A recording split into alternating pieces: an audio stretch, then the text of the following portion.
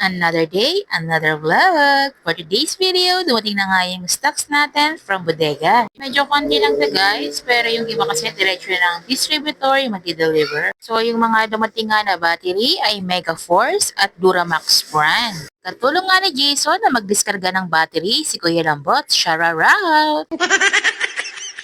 Alright, marami na naman tayong ibebenta na battery dahil nalagdagan na naman ang stocks natin. Tumutulong nga din ako dito dahil ako yung nag-check ng mga size kung tama yung mga dumating. After nga nila mag-discarga guys, nagaroon kami ng customer at N60 Ultra Plus yung napili ng customer.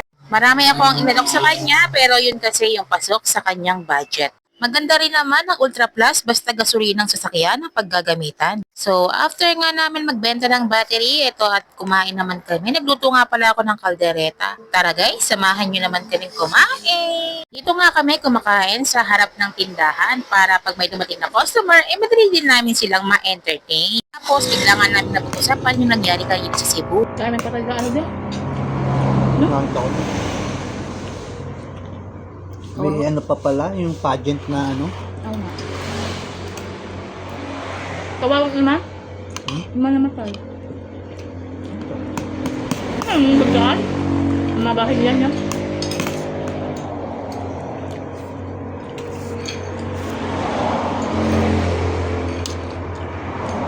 Ito, natatakot ako dyan. Jake.